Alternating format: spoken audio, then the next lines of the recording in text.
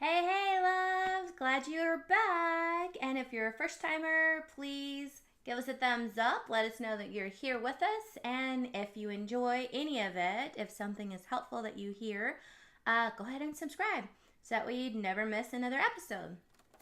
We are doing this to kind of just encourage one another and accompany each other on this walk, on this journey, in this life, trying to expand and grow into the love and life we were created for, we were meant for. And so, this, as you will know it by now, it is a love fully alive.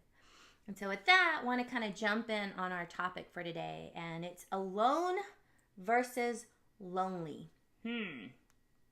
This is big because at times we kind of get this one a little bit confused. Alone, let me go ahead and just kind of share with you thoughts on that, is being physically alone with no one present there. And that's pretty much not true because there's people all around. But lonely, you can feel lonely in the midst of a crowd. And so, one of the most important things to do is pinpoint which one it is that you're sensing, you're feeling, and then take that into deeper reflection. Loneliness is huge. It's sensing solitude. I always go back to the beginning when Adam must have felt completely alone. There was nothing there that he could relate to, nothing that looked remotely like him, and he couldn't speak this love language, this language to the animals that were all around. I mean, granted that the animals were beautiful, the creation, God's creations is glorious, but he still felt utterly alone. And I've shared with you in previous episodes where I felt this in the stirrings of the night. And so you probably have tapped into some of that sensing of feeling completely alone, but it's really loneliness because physically there's people there with us, but the overwhelming sense of loneliness kind of took over. And I remember when we were struggling in the beginning, trying to do things all on our own and according to what we thought would be best. And there was no God in the picture then, okay? So we knew of God, we didn't know God. And so if you think about the very beginning when we talk about original solitude, which was Adam, what Adam felt when he was completely alone, he had God. He had this relationship with God, but yet he still felt this loneliness. If you're out there listening and you're trying to do things all on your own, and you've kind of cut yourself off from people that truly love you and have good intentions for you, maybe they may not show it in the best of ways, but you know in their heart of hearts they truly do care about you. And you kind of cut yourself off from them and distance yourself. This is what that solitude can feel like, feeling completely alone, not being able to know where to turn, know who to ask, who to seek, what you don't even have an idea or a clue as to what you're looking for or what you're needing, but you know that you're in this profound feeling, overwhelming sense of loneliness. Okay, been there and done that. It's not fun. It's not encouraging. It's not, it's really hard to come out of that. And so hopefully if you're hearing something that kind of triggers or stirs something within, you truly take it to heart and just reflect. One of, you've heard me quote her before, and I love St. Teresa of Calcutta. She's just beautiful in the way she encountered people. She encountered Christ within those people. And I think this is why she had such a profound love for humanity. One of her other awesome quotes that I love to kind of tap into every now and then, and this goes with loneliness, is the fact that she says, in the West, there is a loneliness, which I call the leprosy of the West, which is huge. In many ways, it is worse than our poor in Calcutta. Think about that. In the West, which means our world, there is a loneliness, which I call the leprosy of the West. And in many ways, it is worse than our poor in Calcutta. This loneliness, it's real, it is out there, it exists. But the most important thing, if you find yourself in the midst of that, is to reach out to someone who actually has genuine love or genuine care for you. And that's what we're here for, is to be able to tap into those who are going through things that they can't necessarily, I won't say don't have had a hard time connecting with a group, connecting with a community, connecting with their own family.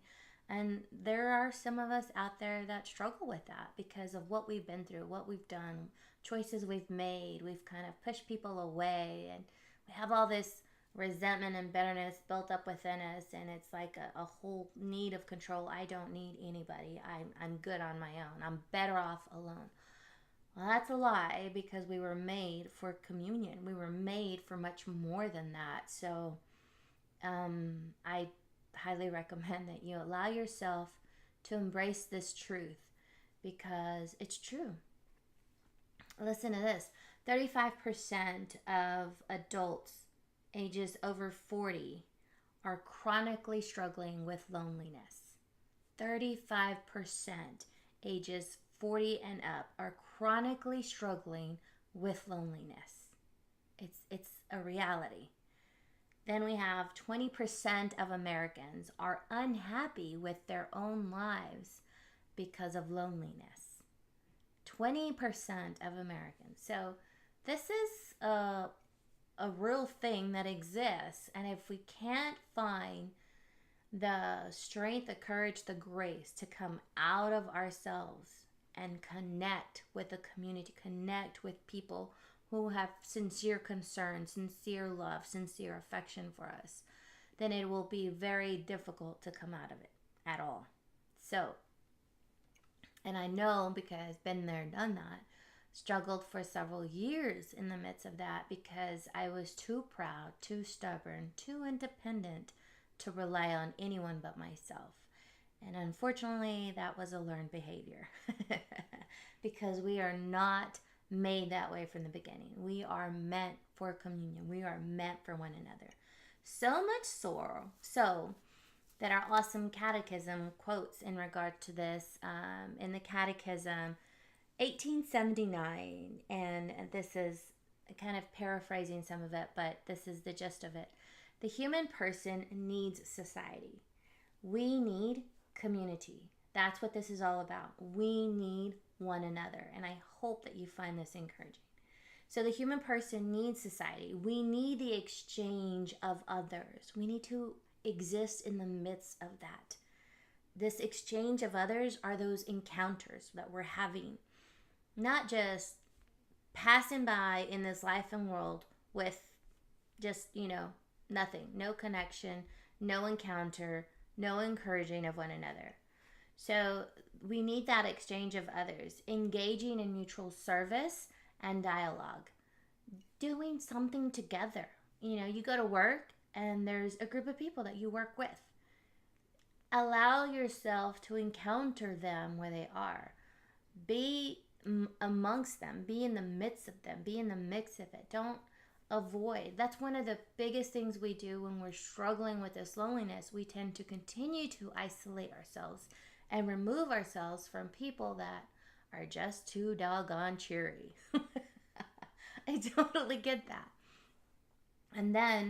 But then every now and then someone just sparks. It's like, ooh, what is that? And stirs something within. And that you should be drawn into. There's something there that's speaking to you. Allow yourself to have that exchange, to engage in that mutual service and begin that dialogue. Communicate. Open yourself up, especially in the midst of this.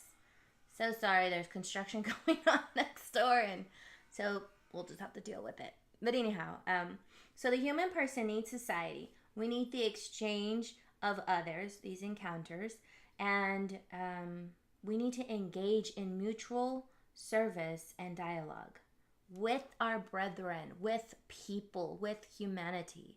With brethren is deeper. It's like brotherhood, sisterhood.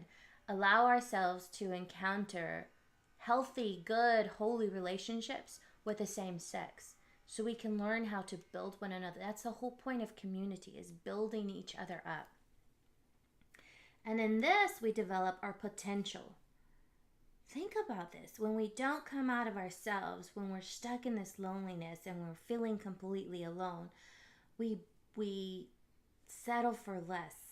We don't become who we truly are, who we're meant to be. And so with this whole exchange of people, these encounters, the mutual service, dialoguing with others, building one another up, we develop our potential. And then, only then, are we truly responding to our vocation, our calling, our true state in life. So this is why it's so important to talk about this thing of loneliness. We don't want to look at it. We don't, it'll just eventually go away. Well, no, not with our effort. We need to put a little work into it, and that's what this is about. Helping us come out of ourselves and being able to connect with healthy communities, with healthy people, with people that are going to build me up, help me come out of this slum, so to speak. And so we need each other. We're made for this communion. You've heard me say it before over and over, and I can't say it enough because it is so real. I always reflect back on what it was without that. And the company we would keep back then was not true. It wasn't healthy. It wasn't good. First of all, God wasn't even in the midst of that because we were doing our own thing, and everybody we hung around with were doing their own thing, and it was a lot of negativity. It was a lot of taking us lower than building us up. And so remember that whole saying, misery loves company? Yep, that's what it was. We were pretty miserable, and we were in the midst of that exact same company. So I don't recommend it if you find yourself there. If you find yourself in company where they're not helping you be better than where you are now, then what is that doing for you? Why are you finding yourself there? Ask yourself, what am I getting from this? And it's not that they need to serve you. It's just that you're allowing yourself to be stunted in this growth. And so helping yourself come out of that and get in a mix what makes you feel a little bit uncomfortable because you're not used to it, or they're challenging you and they're holding you accountable to something better, something greater. That's coming out of that loneliness. That's coming out of that isolation.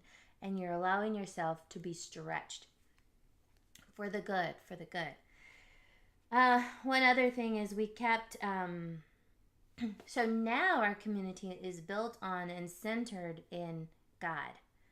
We are engaging in that mutual service and dialogue. We're becoming one with each other. We're allowing ourselves to be stretched. If this right here was challenging, but it's what God has pressed upon our hearts to step out and allow ourselves to accompany on a whole different scale, on a whole different level. And that's what this is all about, is being able to reach those that we're not seeing on the everyday. We're not, they're not in the midst of our communities or our circles, our groups, our friends, our loved ones. They're not there. This is for you. This is the extra that you might have been seeking and longing. You found it. This is that connection to bring you out of that loneliness. Please, if this is anything that's stirring something good within you, let yourself receive. Allow yourself to just be open to what God is doing with you, within you and within us. Okay? Sorry, I had to take a quick drink. Okay, so one of the scriptures that spoke to me, that stirred my heart, and as you walk with us, you'll learn how to receive the promptings, and you'll become more aware of. And hopefully that's the goal, is being able to listen to something other than yourself. So in Hebrews 10:24-25, I love this scripture because for the past 2 weeks before just getting out there and recording and putting it out there, this kept popping up, and I kept, okay, God, what are you doing? So this is, and I share this with you because I hope it stirs something within you. We must consider how to rouse one another to love and good works. Rouse one another to love and good works. We should not stay away from our assembly, which is our community. We should not stay away from our assembly, as is the custom of some, but encourage one another. And this all the more you see the day drawing near. Encourage one another. Rouse. Definition of rouse is to bring out of sleep, awaken, stir. And then love. Love is to will the good of the other. This is what Love Fully Alive is all about, is to be able to step out, rouse, encourage one another, lift one another up, stir and awaken for the love of the other. This is what Love Fully Alive is all about. And helping us accompany one another on this walk, in this journey, what has been entrusted to each of us is the whole goal. So, if you found this at all helpful, insightful, encouraging, uplifting, please give us that thumbs up and allow yourself to continue to receive. Subscribe. Allow yourself to just, continue to get these videos as soon as they're let out and build on that. Watch them once a week. Watch them once a month.